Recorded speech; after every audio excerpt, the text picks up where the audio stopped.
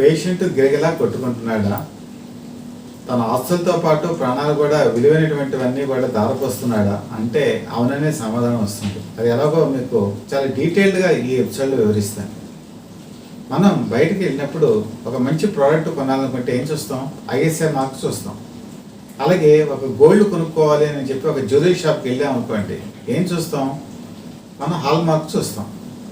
కొన్ని చోట్ల GMP certification కూడా ఉంటుంది, గుడ్ మ్యానుఫ్యాక్చరింగ్ ప్రాసెస్ అని చెప్పేసి ఇలాంటి సర్టిఫికేషన్ కూడా ఉంటుంది. పర్లేదు, సో ఇలాంటివి కూడా ఈ ప్రోడక్ట్స్ కొనుక్కుంటే మనం హ్యాపీగా ఉండొచ్చు అని చెప్పి అలాంటివి కూడా కొనుక్కుంటాం. అయితే మనం విలువైన ప్రాణాలు కాపాడుకోవడానికి చాలా దీర్ఘకాలిక వ్యాధులు కానీ, యాక్సిడెంట్లు కానీ, ఆపరేషన్స్ కానీ ఇలాంటి వాటికి మనం హాస్పిటల్స్కి వెళ్తాం. మరి ఏ హాస్పిటల్కి వెళ్ళాలి? ఏ హాస్పిటల్లో మనకి అత్యుత్తమమైన వైద్యం లభిస్తుంది, అలాగే దీనికి సంబంధించి డయాగ్నోస్టిక్ సెంటర్స్కి వెళ్తాం, మరి ఎన్నో టెస్టులు చేయించుకుంటాం. మరి ఏ డయాగ్నోస్టిక్ సెంటర్కి వెళ్ళాలి, ఎక్కడ క్వాలిటీ బాగుంటుంది?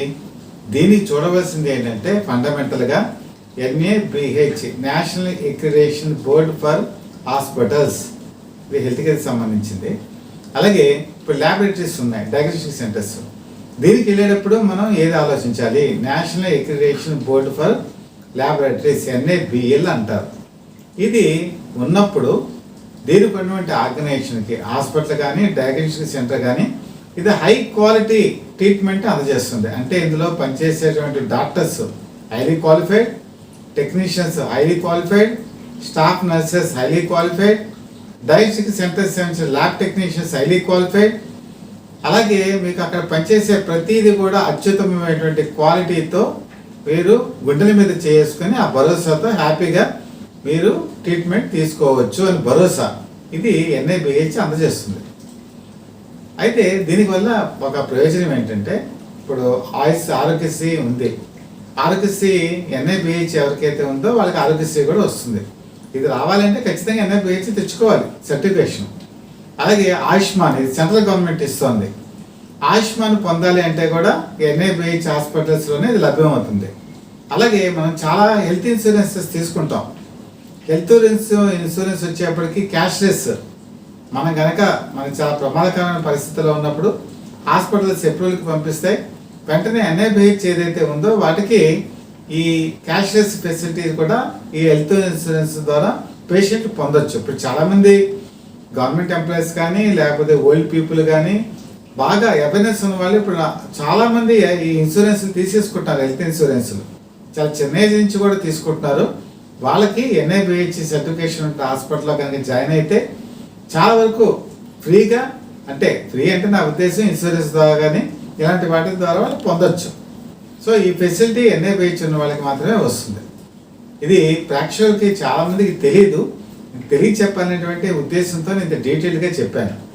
అయితే ఇంతకు నేను చెప్పినట్టు NABHలో ఒక సింపుల్ ఎగ్జాంపుల్ చెప్తాను. క్వాలిఫైడ్ పర్సన్స్ అని నేను చెప్పాను కదా.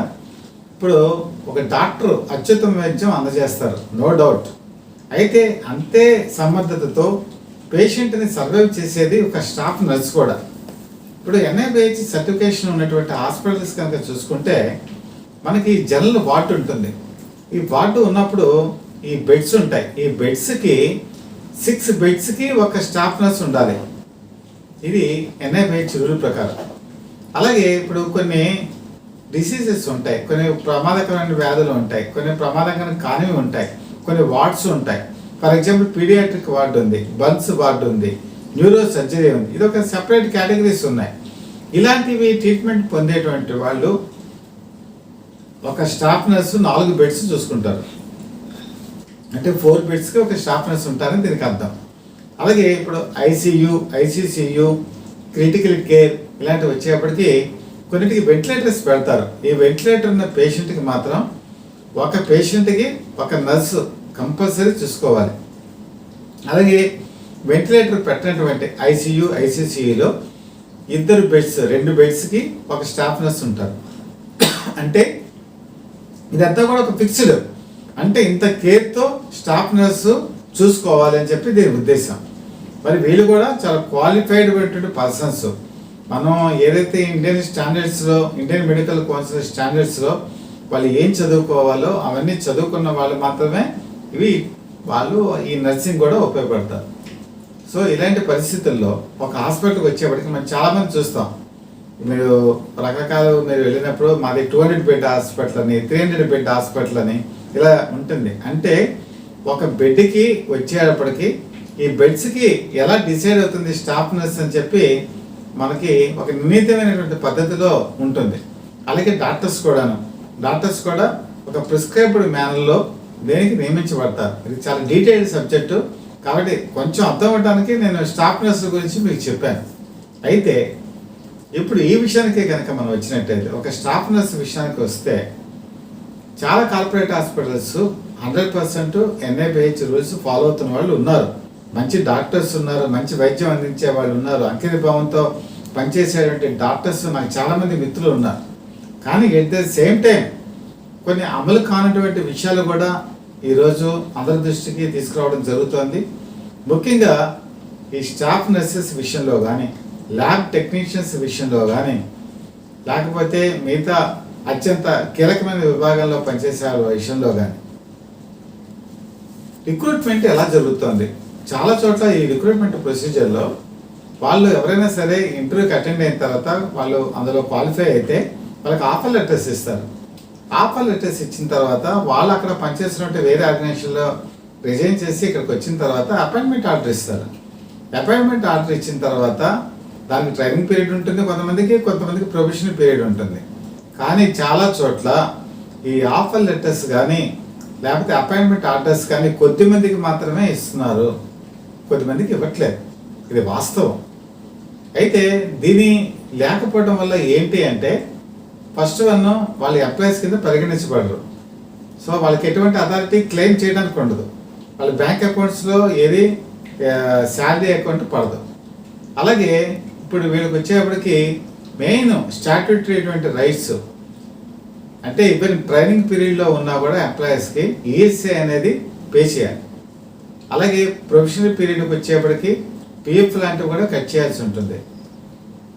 దీన్ని బట్టి గ్రాట్యుటీ ఇతర ఫెసిలిటీస్ అన్నీ కూడా ఎంప్లాయీస్కి వస్తాయి. అంటే ఎంప్లాయీస్ ఈరోజు ప్రొటెక్ట్ చేయాలంటే ఈ స్టాట్యూటరీ అన్నీ కూడా రావాలి. కానీ ఎప్పుడైతే అసలు ఆఫర్ లెటరో లేదా అపాయింట్మెంట్ ఆర్డరో ఏవి లేనప్పుడు ఇక వచ్చేది ఏముంది?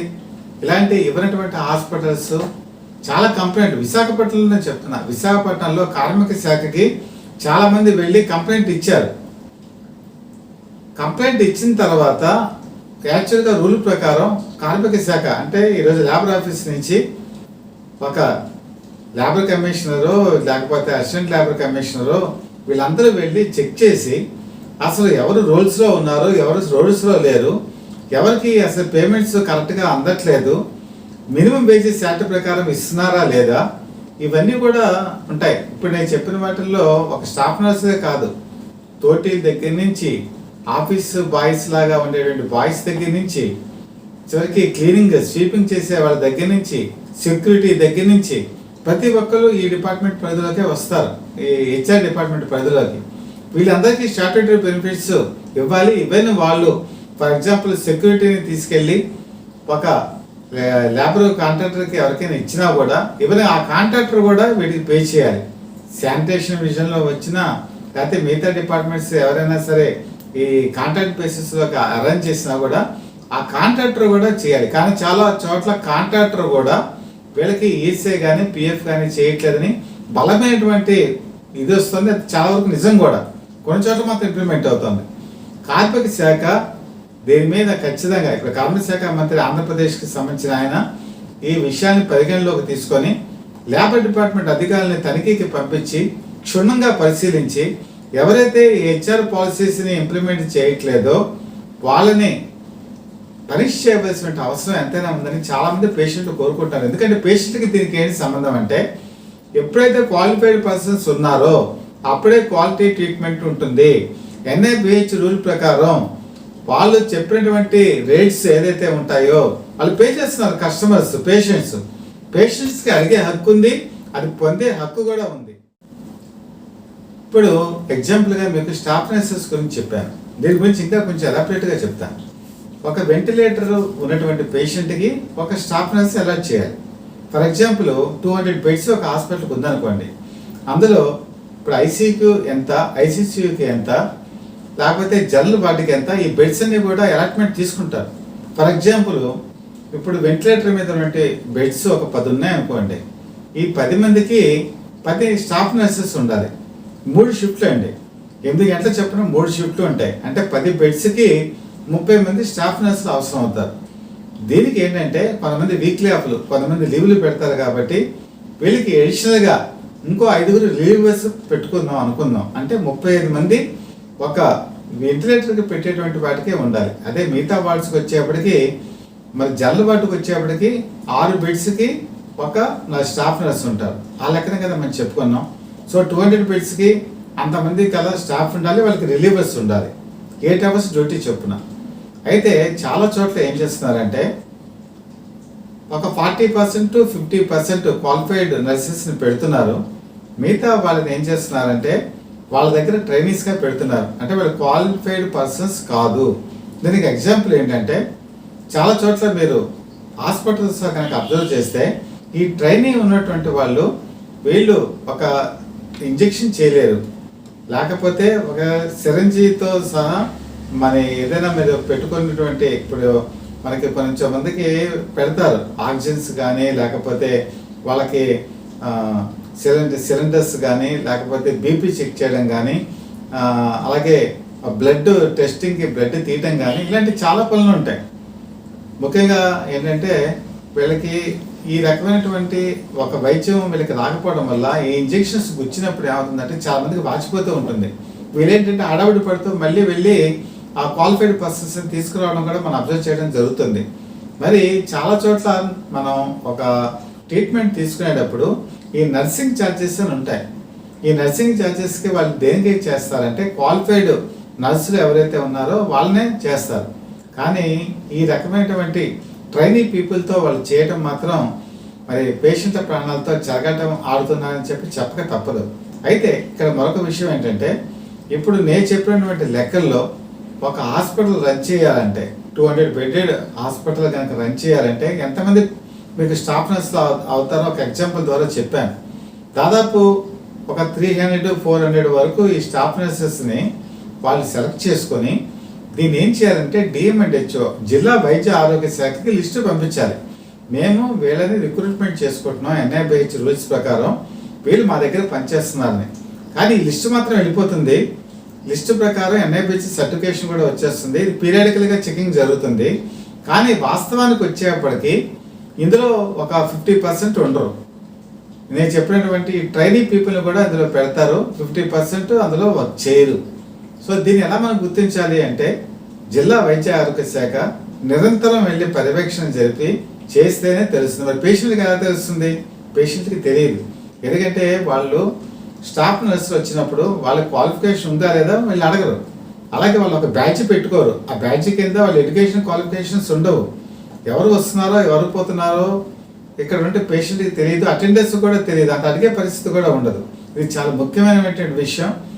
కాబట్టి ఇప్పటికైనా సరే మన వైద్య ఆరోగ్య శాఖ మంత్రి ఈ విషయంలో బ్యాచ్లు పెట్టుకొని ఈవెన్ డయాగ్నోస్టిక్ సెంటర్లో కూడా క్వాలిటీ పర్సన్స్, క్వాలిఫైడ్ పర్సన్స్ మాత్రమే ఈ ఎక్స్రేలు తీయడం కానీ, లేకపోతే ల్యాబొరేటరీ వర్క్ చేయడం కానీ వీళ్ళు మాత్రమే ఉండాలి. వాళ్ళ డిజిగ్నేషన్ డిస్ప్లే చేయాలి, వాళ్ళ బోర్డ్స్ కూడా డిస్ప్లే చేయాలి. ఆ బోర్డుతో వీళ్ళు టాలీ చేసుకునేటువంటి పరిస్థితి కూడా పేషెంట్కి హక్కు ఉంది. ఆ హక్కుని కూడా కల్పించవలసినటువంటి బాధ్యత ఉంది. ఇంకా మరొక ముఖ్యమైన విషయం ఏంటంటే మెయింటెనెన్స్. ఫర్ ఎగ్జాంపుల్ లిఫ్ట్ ఉంది. లిఫ్ట్ కూడా ఇప్పుడు ఎన్ఐబిహెచ్ రూల్స్ ప్రకారం చాలా పర్ఫెక్ట్ కండిషన్లో రన్ అవ్వాలి. మన విశాఖపట్నంలోనే ఒక ప్రముఖ హాస్పిటల్లో దాదాపు 2.5 సంవత్సరాల క్రితం ఒక లిఫ్ట్లో ఒక ప్రమాదం జరిగింది. ఇది వాస్తవంగా జరిగినటువంటి సంఘటన. ఒక అటెండర్ ఏం చేశాడంటే లిఫ్ట్ కిందకు వచ్చేసింది. లిఫ్ట్ ఓపెన్ అవ్వాలి అంటే కింద ఉన్నటువంటి బేస్ పైకి రావాలి, కానీ బేస్ పైకి రాలా. అది రాకుండా ఏంటంటే ఓపెన్ అయిపోయింది. ఇంత హడావుడిలో ఏం చేశాడు, పెద్ద ఆయన వయసు 55 సంవత్సరాలు ఉంటాయి, దాంట్లో ఒక అడుగు పెట్టాడు. కింద బేస్ లేకపోయేటప్పటికి 10 అడుగులు కిందకి పడిపోయాడు. తల మీద హెడ్ ఇంజరీస్ అయ్యాయి. 2-3 రోజులు అక్కడ పేషెంట్ని ఐసీయూలో జాయిన్ చేసి ట్రీట్మెంట్ చేశారు, ప్రాణాలు కోల్పోయాడు. అంటే ఒక ఎన్ఐబిహెచ్ పొందేటువంటి హాస్పిటల్లో ఒక లిఫ్ట్ పరిస్థితి ఏ విధంగా ఉంది అని మనం అర్థం చేసుకోవచ్చు. అలాగే విశాఖపట్నంలోనే ఒక ప్రముఖ హాస్పిటల్లో జస్ట్ ఒక 2 years బ్యాక్, ఒక 1.5 year బ్యాక్ ఒక అగ్ని ప్రమాదం జరిగింది. ఒక ఐసీయూలో ఉన్నటువంటి ఒక ఫ్లూయిడ్స్ ఫైర్ అవ్వటం వల్ల యాక్సిడెంట్ జరిగింది. చివరికి పై అంతస్తులో ఉన్న వాళ్ళని సురక్షితమైన మార్గాల్లో హాస్పిటల్ తరలించింది, ప్రాణాలతో కాపాడింది, అందులో నో డౌట్. కానీ ఒక ఫైర్ అనేది ఎలా జరుగుతుంది? ఒక ఫైర్ సేఫ్టీ అనేది హాస్పిటల్స్కి ఉంటుందా? హాస్పిటల్స్ అంటే ఒక ఫైర్ సేఫ్టీ అంటే ఒక ఎస్టింగ్విష్ పెట్టడం, లేకపోతే చాలా మందిని వాటిని ఎలా వాడాలో తెలియటం, ఆటోమేటిక్గా దాన్ని ఓపెన్ అవ్వటం, ఇది కాదు. దీంతో పాటు బిల్డింగ్ కూడా సేఫ్టీ ప్రకారం కన్స్ట్రక్షన్ అవుతుందా లేదా, ఇది చూడవలసిన బాధ్యత కూడా జిల్లా వైద్య ఆరోగ్య శాఖ ఉంది. వాస్తవాలు కనుక చూసుకుంటే చాలా చోట్ల ఈ ప్రమాదకరమైన పరిస్థితులు, సరైన మెయింటెనెన్స్ లేకపోవటం స్పష్టంగా కనపడుతుందని కూడా చెప్తున్నారు. దీనికి సంబంధించి ఇంకో విషయం కూడా చెప్తాను. ఇది గత 15 రోజుల క్రితం జరిగింది. జనసేన నాయకులు ఒక పేషెంట్ చూడటానికి టెక్కలు వెళ్ళారు. అది జిల్లా హాస్పిటల్. అది ఆ హాస్పిటల్కి వెళ్ళి ఆ పేషెంట్ చూడటానికి వాళ్ళు లిఫ్ట్ ఎక్కారు. లిఫ్ట్ మధ్యలో ఆగిపోయింది. ఆగిపోతే వెంటనే అక్కడ మెడికల్ సూపరింటెండెంట్కి ఫోన్ చేశారు. ఫోన్ చేస్తే టెక్నీషియన్ లేడు, లోపల ఆక్సిజన్ తగ్గిపోతుంది, గాలి ఆడట్లేదు. వాళ్ళు వెంటనే వాళ్ళకున్న పరిచయాలు పెట్టి ఎస్పీకి ఫోన్ చేశారు. ఎస్పీ వెంటనే పోలీసులను పంపించారు. వాళ్ళ కాళ్ళతో తలుపుల్ని తన్నారు, ఈ లిఫ్ట్ తలుపుల్ని. అయినా సరే ఓపెన్ అవ్వలేదు. చివరికి అరగంట తర్వాత అతి ప్రయాసం మీద ఈ లిఫ్ట్ తలుపులు ఓపెన్ చేయగలిగారు. అయితే మీరు ఒకసారి ఆలోచించండి, పేషెంట్లు రకరకాలు ఉంటారు. బీపీ ఉంటుంది, హార్ట్ అటాక్ ఉంటుంది, డయాలసిస్ చేసుకునే పేషెంట్స్ వస్తారు. వీళ్ళు లిఫ్ట్లోకి తీసుకెళ్ళిపోయి ఇలా మధ్యలో కనుక ఆగిపోతే మరి దాని పరిస్థితి ఏంటి? వాళ్ళ ప్రమాదాలు ఎలా జరుగుతాయి? వాళ్ళ ప్రాణాలు గాల్లో కలిసిపోవా? మరి ఎన్ఐబిహెచ్ రూల్స్ తీసుకొని ఒక లిఫ్ట్లోనే ఇన్ని ప్రమాదాలు జరుగుతుంటే, ఒక ఫైర్ సేఫ్టీ సరిగా లేకపోతే మరి పరిస్థితి ఏంటి? వీళ్ళు ఏం ఫాలో అవుతున్నట్టు? ఇది పేషెంట్లు అడగలరా? పేషెంట్కి తెలుసా? అడిగినా కూడా పట్టించుకునే నాదుడు ఉన్నాడా? వెళ్ళి ఎవరికైనా కంప్లైంట్ చేసే పరిస్థితుల్లో ఉంటారా? ఒకసారి ఆలోచించండి. దీన్ని ఏమంటారు? మెడికల్ మ్యాఫియా అనరా? లేకపోతే మెడికల్ మాయాజాలం అనరా? పేషెంట్కి ప్రొటెక్షన్ లేదా? మరి రేట్స్ అన్ని కరెక్ట్గానే తీసుకుంటున్నారు కదా. ఎన్ఐబిహెచ్ ప్రకారం మీరు రేట్స్ ఫిక్స్ చేసి తీసుకుంటున్నారు కదా. మరి ఎందుకని మీరు ఫెసిలిటీస్ కల్పించరు? ముఖ్యంగా పార్కింగ్ ఫెసిలిటీ. ఒక బిల్డింగ్ కనుక హాస్పిటల్ కనుక కడితే కింద మీకు సెల్లార్ ఉండాలి. సెల్లార్లో పార్కింగ్ ఫెసిలిటీ ఉండాలి. పేషెంట్స్ ఎవరైతే తీసుకొస్తారో వాళ్ళు లోపల పార్కింగ్ చేసుకునే ఫెసిలిటీస్ ఉంటాయి. మీరు విశాఖపట్నంలో తీసుకోండి, చాలా చోట్ల హాస్పిటల్స్ మీరు బయట చూడండి, దాదాపు ఒక 100 వరకు 2 వీలర్స్ ఉంటాయి, 50 వరకు మీకు కాళ్ళు పెట్టుంటాయి. ఇవన్నీ జీవీఎంసీ రోడ్డును ఆక్యుపై చేసుకొని ఉంటాయి. మీరు కావాలంటే ఏ హాస్పిటల్ ముందైనా చూడండి, ఏ డయాగ్నోస్టిక్ సెంటర్ ముందైనా చూడండి. మరి ఎక్కడైనా సరే నో పార్కింగ్ అనే చోట వెహికల్స్ పెడితే జీవీఎంసీ వాళ్ళు ఫైన్లు వేస్తారు కదా. మరి రోజు కనుక వీళ్ళ మీద ఫైన్లు వేస్తే ఒక హాస్పిటల్ ఎంతవరకు కట్టాల్సి ఉంటుంది? వాళ్ళు సెల్లార్ ఎందుకని ఏర్పాటు చేసుకోరు? పార్కింగ్ ఫెసిలిటీ ఎందుకు ఇవ్వరు? కనీసం ఒక పేషెంట్ని లోపల తీసుకొచ్చి పార్కింగ్ పెట్టాలి అంటే కూడా రోడ్డు మీద ఎక్కడో ఆపి తీసుకెళ్లవలసిన పరిస్థితి దుర్గతి కలుగుతుందంటే దానికి బాధ్యులు ఎవరు? ఇప్పటికైనా సరే రాష్ట్ర వైద్య ఆరోగ్య శాఖ మంత్రి, నేను చాలా వీడియోస్ దీని మీద సిరీస్గా చేస్తున్నాను, మరి సత్యకుమార్ యాదవ్ గారు ఈ విషయం మీద పరిశీలించి ఎవరైతే అతిక్రమణలు చేశారో, నిబంధనలు అతిక్రమిస్తున్నారో తక్షణం చర్యలు తీసుకోవాల్సిన అవసరం ఉందని చెప్పి, అలాగే జిల్లా వైద్య ఆరోగ్య శాఖ అధికారులు కూడా ప్రత్యేకమైన టాస్క్ ఫోర్స్ కమిటీని ఏర్పాటు చేసి వీటన్నిటి ఇర్రెగ్యులారిటీస్ ఏవైతే ఉన్నాయో వాటిని కలెక్టర్ గారి దృష్టికి తీసుకొచ్చి అలాగే వాటిని సత్వరం పరిష్కరించాలని పేషెంట్లు కోరుకుంటున్నారు. ఆ దిశగా అడుగులేస్తారని చెప్పి భావిస్తూ మీ దగ్గర నుంచి సేవ తీసుకుంటాను. నమస్కారం.